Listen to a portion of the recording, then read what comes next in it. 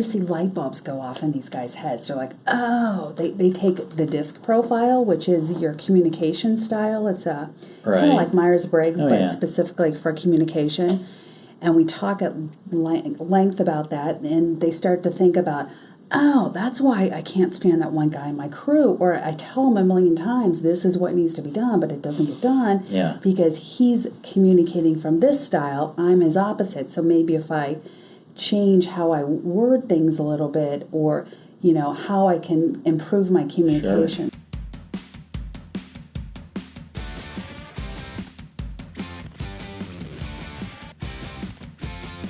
From Ray & Associates Studio, this is Unsuitable, a management and financial services podcast for entrepreneurs, tenured business leaders, and others who are ready to look beyond the suit and tie culture for meaningful, measurable results.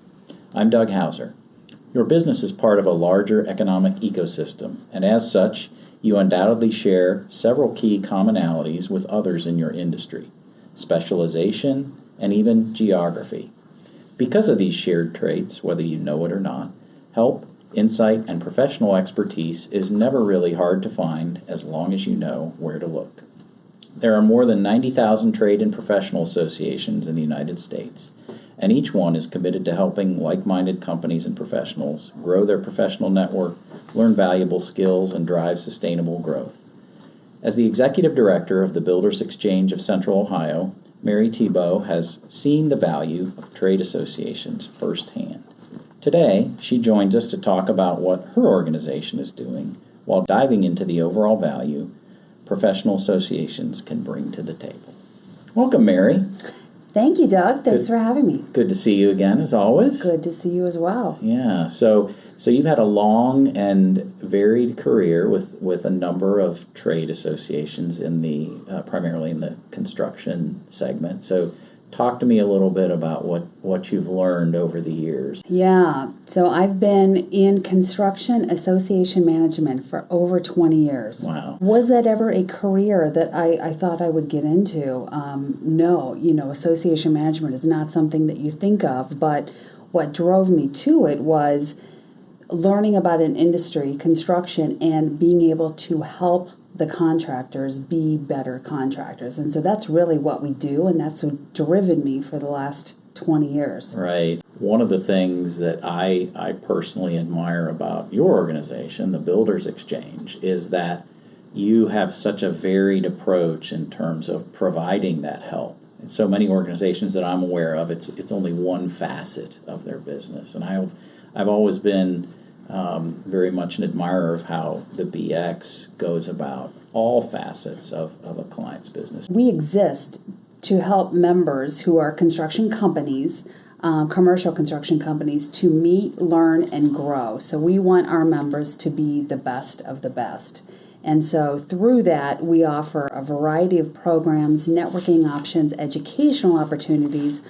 We are not, my staff are not experts in construction in and of themselves, but our job is to be intuitive enough and listen to them and be cognizant enough of what's going on in the industry to be able to bring things to them here in Central Ohio that they may not have access to themselves, whether that's a great training session, some new type of education or certification, an awards program, something like that to make our industry more attractive. And beyond that, it's also networking and learning from your peers as well. I try to tell our business owner clients that we have, get together with your peers. It's not that you have to share trade secrets per se, but just you'll pick up things, right, and learn.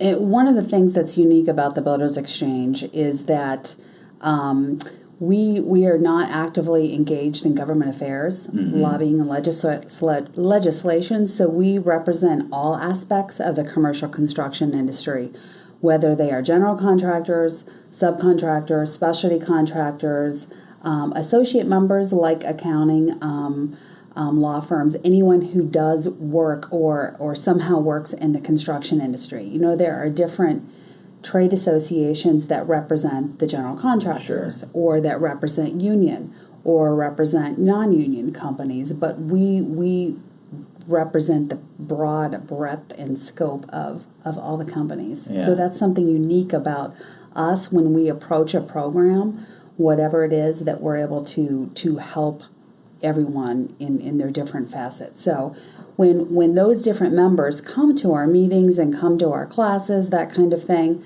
one of our goals is for them to share best practices and get to Right. know each other. Yep. You know, construction is a competitive business, especially in public construction. You're bidding against other companies. Sure. But if you know the owner of the company, the guy, submitting the bid across the room, it's a little bit different, Yeah. just knowing what they bring to the table and that, hey, they're trying to make a living too. Right. And you've had a conversation and a relationship before. Well, and I think that's, again, the power of a great organization, trade organization like yours, is that you remove that thinking that it's a zero-sum game. We have so many businesses out there that think, well, I win and you lose. And it doesn't, again, your MO is it doesn't have to be that way. We can all sort of help each other. That's correct. And several of our leadership programs, we actually kick one off. It's a year-long program, our executive leadership program, and they are 24 executives, all in the room. Many are competitors, and when we kick off the session for the year, we tell them this is a safe space. We're going to be talking about situations that involve hiring, firing, succession plans, many scopes of your business, and we want you to be able to share and talk to the expert, the speaker that we have that day, and learn from each other in this safe space. And oftentimes that then leads to conversations between companies, offline, or Right. Them becoming mentors and friends later on. So that's something that's great to see. Yeah. One of the things that I take pride in personally is collaboration and in introducing a contractor to another contractor that I Absolutely. think might get along or might have mutual interest or might be able to assist each other in Right. some way, and then having those two couple of companies hit it off and create partnerships together and share workloads and share practices and or staff, things like that. That's exciting to me. Yeah, no, I wholeheartly agree. I think, we always talk about being a trusted advisor, and you hear that from not only the accounting firm like Ray, but you hear that, say, from the attorney or the bank. And I always tell people, don't forget about your industry, your association, because that is also part of your essentially your peer group and your advisory group. Right. And that is a huge piece of it, especially with all the resources available. What's one area that you see more than any other where folks need assistance? If anything you can pinpoint, or Overall, it's training and education. Okay. Right now, currently, workforce development is huge, and sure. every industry is wanting more workers, wanting more people in the industry, Yeah. and we're fighting for people. But another way to look at that, and we're kind of changing the conversation, is okay, there's only a finite number of people, of individuals, and there's so much stealing back and forth that we can do between construction Right. companies. So what can we do to better automate processes, whether it's a craft or a trade in the field, whether it's a system in the office that we can streamline, that we don't need as many estimators or as many project managers? What can we do to need fewer people and change the workforce development that way? Okay. But education is always an overriding something that contractors need and want, even during downturns, Okay. even during the low years. Sure. Of course, a company has less time and or money to send someone to a class and to invest in employees, but the need is still there. One of the other things that I see that I admire with your organization is that ability to provide education from top to bottom throughout an organization. In other words, you can do everything from the executive level on down to brand new employees, right? And their various programs depending Right. on what their needs are. So we've got several different leadership programs. 15 years ago, we surveyed our membership, 700 and some companies in the central Ohio area. They wanted in-depth, more than just showing up for a class for a Right. couple of hours, but in-depth leadership training. So over the course of those years, we've developed 3. One is for executive leaders, so that's for the top level folks in the company who are running a company, getting ready to run a company, maybe a vice president, but someone very high up in the company making executive level decisions. Sure. So that's one of the series. Another one is for rising leaders. And so we partnered with Ohio State's Fisher College of Business, and we are in the 13th year. So companies will identify a young person in their company who's a rising leader, a high potential person. Sure. They attend a year-long program taught by Fisher faculty, MBA level faculty on a variety of issues, and they learn how to manage from the middle, which is really where these young rising leaders are, and how to kind of go up that ladder and how to improve themselves, how to look at themselves as a brand. Right. You know, brand you is how we kick it Sure, off with the absolutely. first session, and we look at great brands like Disney or Starbucks, Right. and what makes them a great brand. So then what does someone think of when they think of you and your Right. own brand? So that's for the rising leaders, but we have the field leadership program as well. So that's a 6-month program for individuals who are leading a crew in the field. So a lot of superintendents, project leaders, and oftentimes someone who becomes a project superintendent out in the field is someone who is great at their craft. Mm-hmm. So they're a very good electrician, or they're a great carpenter, or they're a good terrazzo layer. Yeah. And so they get promoted. Okay, you run these 10 guys on this project and coordinate with all the other trades to get this project done. But they're not given the leadership skills to be able to lead a team. They know how to do the work, but Gotcha. they don't know how to. So that is actually one of the most enjoyable series for me to sit through, because you see light bulbs go off in these guys' heads. They're like, oh, they take the DISC profile, which is your communication style. It's kind of like Myers-Briggs, but specifically for communication.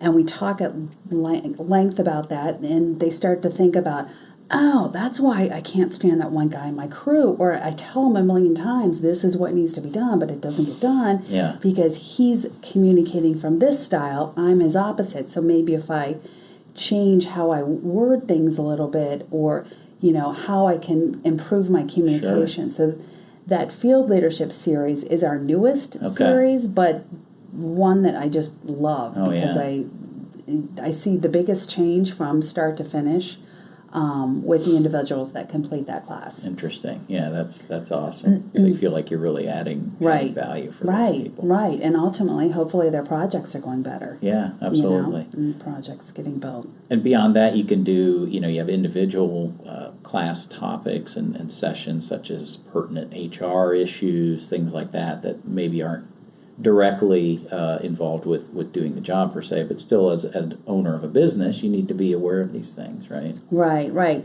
So those are the 3 series leadership programs that covered the different levels, but yes, we have lots of one-off, one night, one afternoon classes on a variety of topics. Things like how to read construction blueprint drawings, how to perform proper rigging and signaling, when you're running a crane, how to do estimating, how to do surveying. But then we will have HR classes, legal classes, accounting classes. One of the things that we have very large companies, and then we have small companies, mom and pop companies. And oftentimes in the smaller companies, you have individuals wearing multiple hats. Sure. So you don't have an HR department per se, but you have someone who handles HR and safety and payroll and maybe something else. Yeah. So we'll have classes on specific topics, maybe a law case that came out and how it's going to impact your business in the construction industry. Yeah. And sometimes these companies may not have a counsel, an attorney to turn to one-on-one, but attending a class and understanding this is something more affordable for them, and they're getting the information. And at least they can sort of understand where my risks might be or things that I need to think about, right, as I try to grow my business. What obviously the construction segment right now is very robust. You talked about the challenge with people. But you and I both lived through the downturn that we saw, 10 years ago or so. So what did you see and learn through that period, perhaps, that you could offer as maybe sage advice now for folks? Yeah, 10 years ago was definitely a tough time in the construction industry, and that was a period where we lost a number of workers. Some who were close to retirement retired early, some went to other careers, and meanwhile we have a lag of new individuals, young up-and-comers coming into the industry. So as far as sage advice, it's going to happen again. Nobody knows when it's going to happen again, but then it's going to swing up again. I mean, it's the economy. It's cyclical, so it's going to happen. So just weather the storm. Right. You always see a lot of changes in the industry that occur from an economic downturn, and some of that is automation and a different way to approach and do things. So you saw a little bit of that during the last downturn. One of the things that Builders Exchange and like organizations can do is help those companies in the industry be prepared. If you could outline for folks time commitment in terms of being involved in a trade organization, what are your thoughts there? I mean, to get the most out of it, how much time and energy should somebody devote to it? That's interesting, Doug, because that's a double-edged sword. I mean, you get out of something what you put into it. However, time is finite, and individuals only have so much time. So we always encourage a company to get as involved as they can, or to share information with different departments, something that may benefit a different department within a construction company. Keep your eye on the pulse of what is important to you as far as education and classes, but I would recommend hitting the big networking events. We have several hallmark networking events each year, one being our annual meeting, which is coming up in November, attended by between 700 and 800 construction professionals. So anybody who's that is there down at the Greater Columbus Convention Center. So just putting in your time in there and running into people that, you might have been trying to get a hold of on the phone or wanting to meet possibly for the first time, that's definitely the place to meet and see. So if someone's time is limited, I would say pick those types of events to get your biggest bang for the buck. I always tell people, since I'm obviously a finance and accounting person, it's a great return on investment. And when you think about it, you're going to get such a phenomenal return by just putting in the time and sharing information and learning from the other people that are a part of the organization. And it makes you feel like you're supporting your industry as well. I think ultimately that's what we all want, right? Well, and as far as like giving back and then getting things from it, my board members, when they roll off the board, one of the things that they'll say is, I feel like I got much more from this than I gave. Just with meeting their peers across the table, people that are running companies, but coming together once a month to make decisions on behalf of the organization. But one of our hidden programs, where I think you get the same benefit, is our outreach program. Okay. So for over 20 years, we have had a program driven by our members where we go out and talk to middle school and high school kids about careers in construction. That's great. A variety of different careers. Accounting is even included in that, because accountants are important in construction. So we have about 100 members who have been trained to go out and just talk about their career.